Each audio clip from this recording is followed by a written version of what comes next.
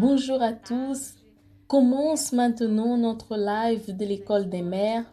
Vous êtes tous les bienvenus et je tiens déjà à féliciter toutes les mères pour leur journée, pour notre journée. Que Dieu vous bénisse et je vous souhaite une bonne fête des mères pour nous toutes. Je sais que vous êtes très impatientes. Vous attendez déjà l'entrée de Madame Esther ici dans notre live. Bien sûr qu'elle entrera. Je vais appeler Madame Esther. Nous nous en réjouissons. Bonjour, chers amis. Bonjour, Madame Esther. Comme il est bon d'être ici aujourd'hui avec vous, le jour des mères, et nous ne sommes pas ici pour glorifier aucune d'entre nous, parce que seul le Seigneur Jésus est digne de tout l'honneur et toute la gloire. Mais j'aimerais apporter une lettre pour toutes les épouses qui travaillent dans ce groupe, et nous savons qu'il aide beaucoup de femmes. Alors cette lettre est de Paul pour la ville de Philippe, le peuple chrétien de cette époque. Et je fais de ces paroles de la lettre de Paul en Philippiens 1 mes paroles pour vous toutes. Je rends grâce à Dieu de tout le soutenir que je garde de vous, ne cessant dans toutes mes prières pour vous tous de manifester ma joie au sujet de la part que vous prenez à l'Évangile depuis le premier jour jusqu'à maintenant. Alors, ce sont mes paroles de remerciement pour tout l'effort de chacune d'entre vous pour aider les mères qui souffrent, qui n'ont pas beaucoup de vécu, qui sont très jeunes et qui sont déjà mères. Alors, vous êtes ici pour les aider, les orienter. Et aussi, je voudrais aussi vous dire une autre chose qui est très importante.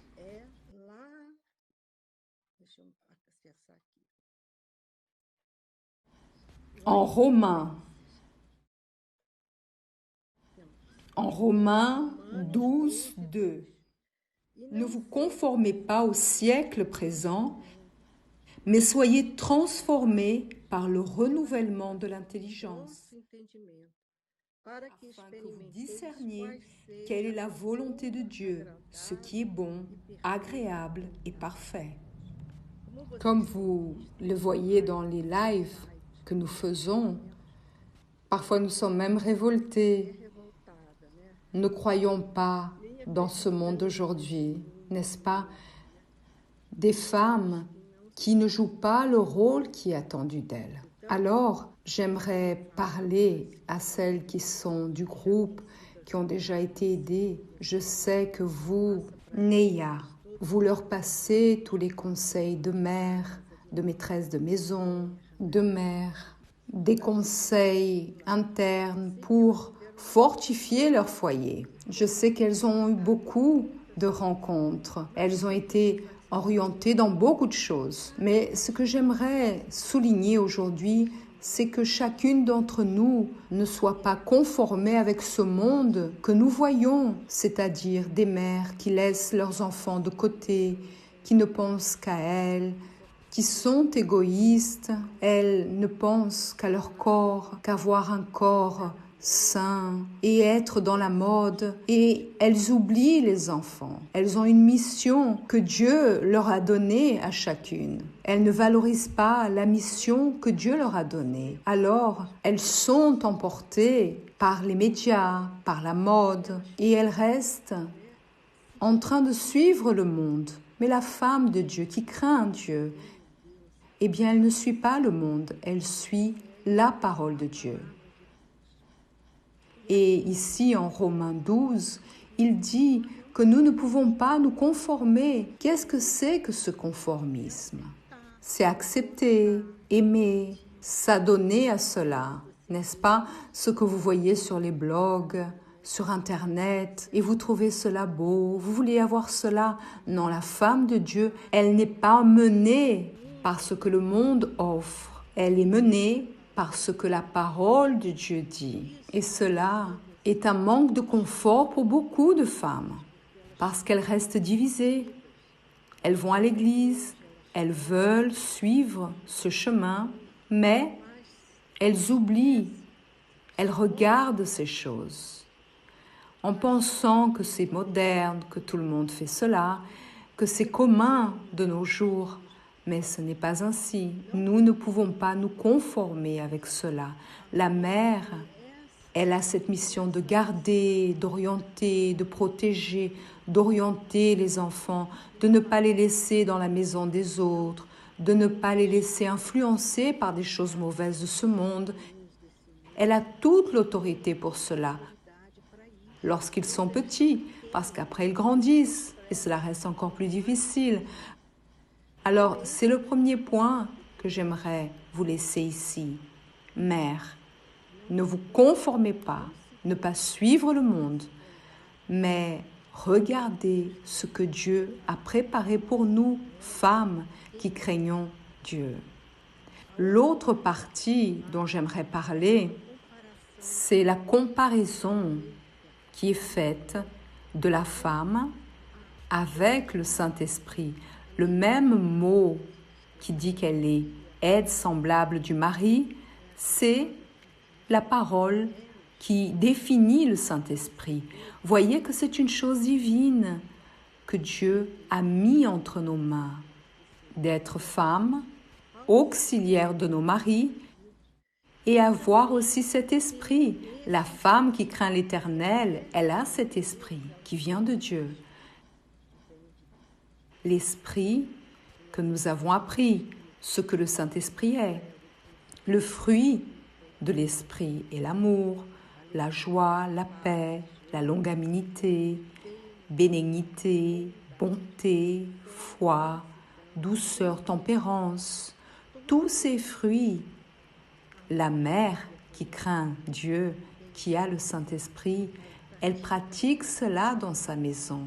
Elle apporte l'harmonie, l'amour, la joie, elle apporte la patience, la longanimité. Elle est bonne, elle est compréhensible. Alors, c'est la femme qui craint Dieu. C'est la mère qui est remplie du Saint-Esprit. Et j'aimerais parler aussi à celles qui ne le sont pas encore, mais elles peuvent l'obtenir. Il suffit de demander le baptême du Saint-Esprit. Elle va être cette mère que Dieu a planifiée, qui est si sublime, qui est si douce, qui est si aimante, et non celle que nous voyons dans le monde, qui tue, qui laisse de côté, mais cette mère qui craint l'Éternel. Elle sait que Dieu est dans sa vie. Il suit tous ses chemins. Et une chose importante, ceci est la première, ne pas se conformer, et la femme étant comparée au Saint-Esprit dans l'Église du Seigneur Jésus. Elle est l'amour du foyer, la paix du foyer, la joie du foyer. Alors tout le monde a bien compris cela, n'est-ce pas? Alors nous allons en venir au deuxième point dont je souhaiterais parler. Philippiens 2:12. À la fin du verset, il dit ainsi. Vous savez que Paul vivait en passant par des prisons, par des difficultés. Alors, il écrivait des lettres aux églises. Alors, à la fin de ce verset, il mentionne ainsi « Travaillez à votre salut avec crainte et tremblement ».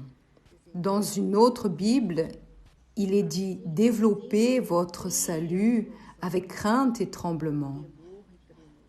Qu'est-ce que ce développement?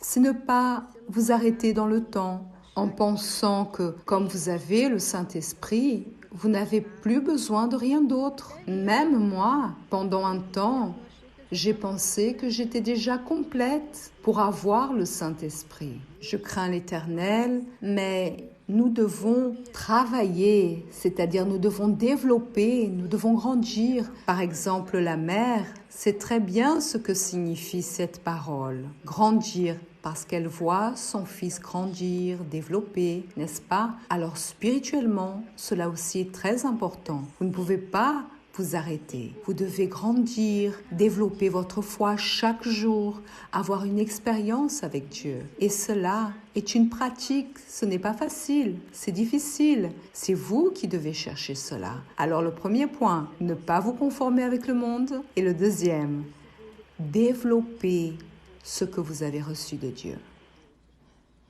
Ne pas garder, distribuer, parler aux plus jeunes pour ne pas se conformer au monde. Alors vous allez être cette mère conseillère, cette personne utilisée par Dieu. Ok? Alors maintenant, j'aimerais faire une prière pour les mères. Mais tout d'abord, j'aimerais prier, mentionner le nom de notre première dame, Madame Michel. J'aimerais que Dieu lui donne des forces, ainsi comme l'Église est persécutée. Eux aussi souffrent cette persécution. Et elle a besoin aussi, elle est mère, une épouse.